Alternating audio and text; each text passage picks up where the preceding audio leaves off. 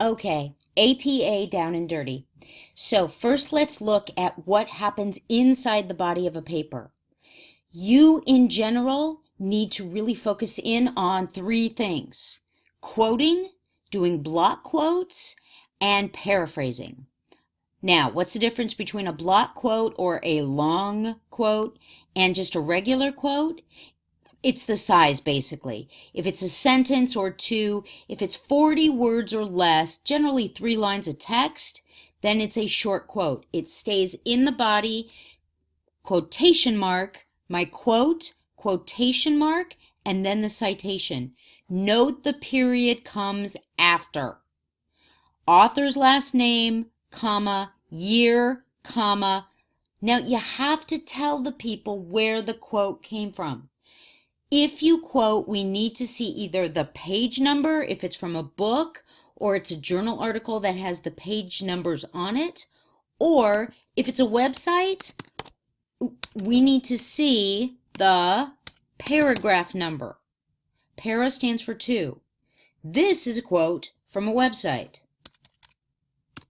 This is a quote from a book or an article, a journal article with page numbers on it. All right? But in a short quote, quotation mark, my quote, quotation mark, then parentheses, my citation, parentheses, period. No period before the citation. In a regular quote, the citation stays directly with the quote itself. But 3 lines of text or more, 40 words, 35 words, 40 words or more, then it's a block quote. And a block quote is a different beast. Why? Well, because it gets set off. So I have my text, then my block quote gets indented. Every line of it gets indented, and period. Then the citation. With a block quote, there are no quotation marks. No quotation marks. And the citation is kind of left sitting on its own. These two things clearly identify the difference for the reader. Oh, okay, this is inside. I know this is a short quote. Oh, this whole section here is somebody else's words. It all belongs to this author. Short quote, long quote. Period on the outside, period on the inside. Got it? That is a big difference. Now let's look at paraphrasing. Guys, in general, especially when you're doing like a lit review or a research type of paper, there's usually more paraphrasing than quoting going on. Okay? Mostly paraphrasing, some quoting, and a little bit of block quote. Your whole paper really shouldn't be block quote after block quote after block quote. That's not writing a paper, that's cutting and pasting. That's Frankensteining, okay? But paraphrasing is where you acknowledge that an idea in your paper came from somewhere else. Sometimes people use the author's name. Green has been noted as discussing that chocolate is the perfect food. But you don't have to use the author's name. This is where academic writing becomes an art. Sometimes you'll be paraphrasing the same author 3 or 4 times in a single paragraph. When you do that, you play with the writing to make it interesting. Now here, I'm just giving you the basics. It has been noted that chocolate is the perfect food. Oh, wait a minute, what's going on here? Oh, 2 different authors basically shared this idea that I've put into my paper. I cite them both. All right? Now, I know typically what we're used to is one author, one thought. One author, one thought. But guys, as you get more in-depth in your research, you'll start to notice themes and trends, and people will indeed say the same thing. Other people will piggyback on it, agree with it. So yes, if more than one author shares an idea, go ahead and reference them both. You do this, again, alphabetically, not by year. So Allison in 2016 said this, and you know what? Green in 2015 also said it as well. No page numbers or paragraph numbers are necessary with a paraphrase. Now, let me be very clear. APA changed in 2010, 2012. APA changed not that long ago. It went from 5 to 6. And in that change, they said, when you do a paraphrase, if you want to include the page number, you can. It's not wrong, because in APA 5, it was wrong. So let's go back to this. I'm paraphrasing Green. And let's say I got this off of page 6 in Green's book. But I'm paraphrasing. In APA 5, the old way, this was incorrect. Now in APA 6, you know what? Technically it's correct, but I warn you, here's a cultural thing to pay attention to. A lot of old professors, old dog, new tricks. They're going to think that's a mistake. They're going to see that page number and think, uh-oh, there's no quotation marks here. This student doesn't know their APA. So why would you set yourself up for drama? You could add the page number in, but as a professor, I'm giving you full disclosure here. I wouldn't recommend doing it for that reason. In another, I don't know, maybe 3 or 5 years, when everybody's used to using APA 6th edition, then by then it'll be a normal part of the culture. But it's not quite there yet, guys. So if you do add the page numbers with the paraphrase, I can promise you that this professor will know it's okay. I can't promise every other professor will. So if somebody does count it wrong, you need to call them on it with kindness, okay? Don't beat anybody up over this. Now, abstracts. Let's be clear on this. The rules in APA are for publication.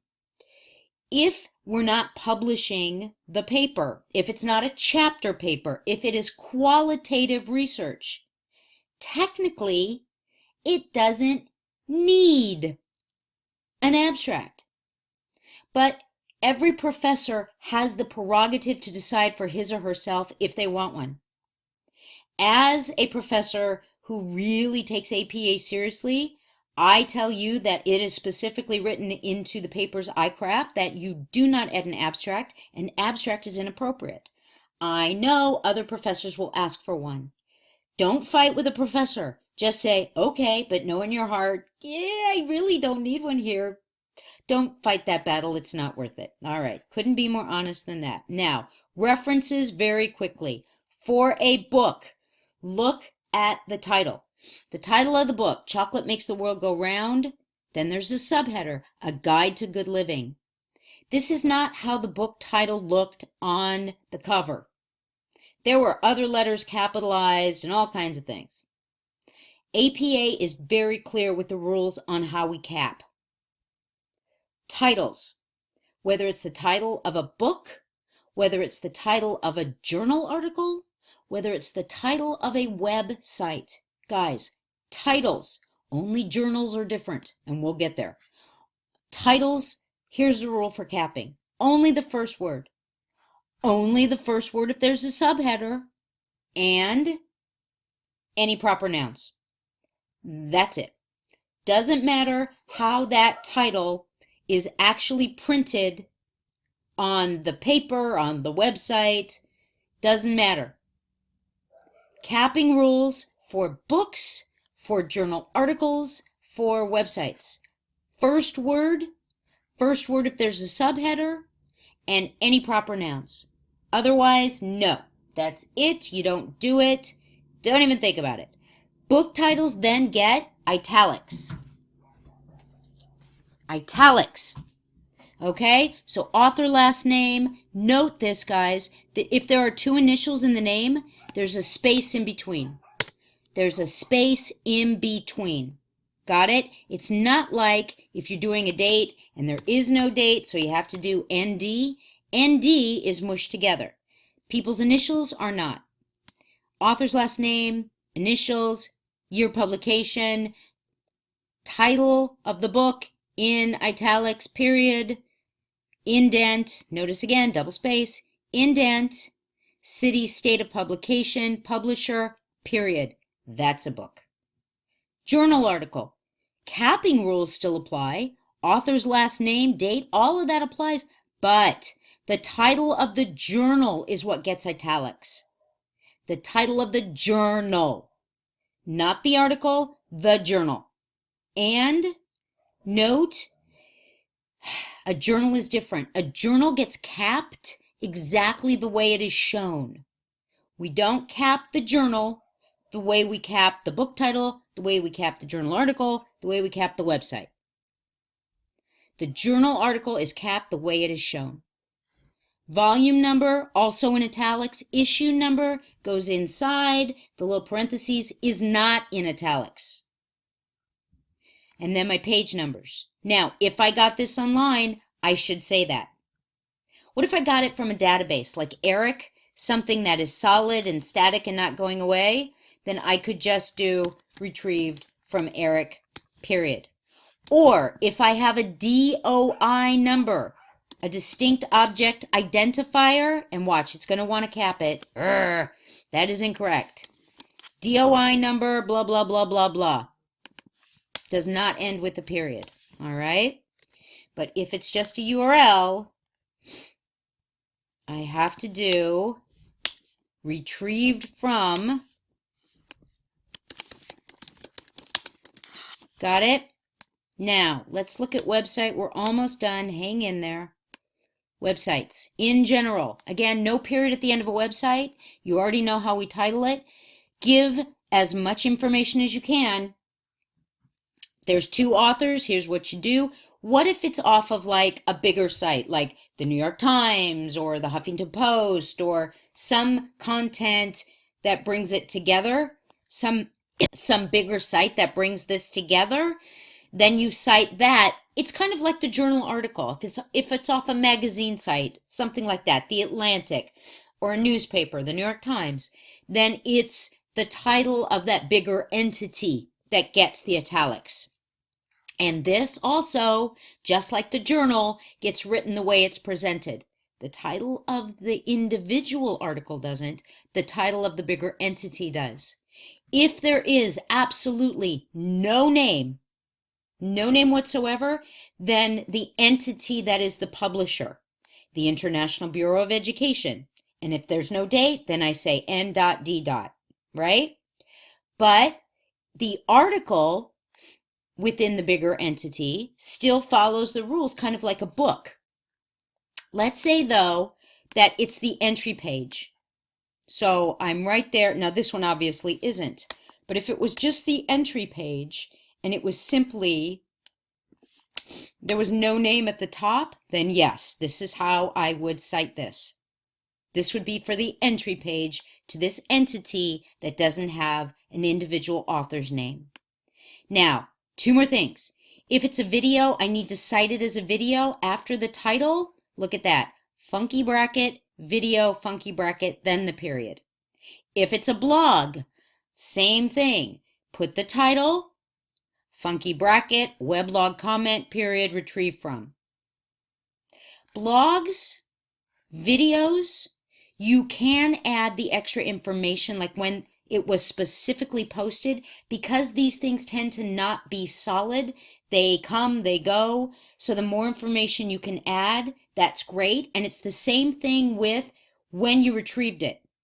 If it's something like a blog or a video, you may very well want to say what date you retrieved it.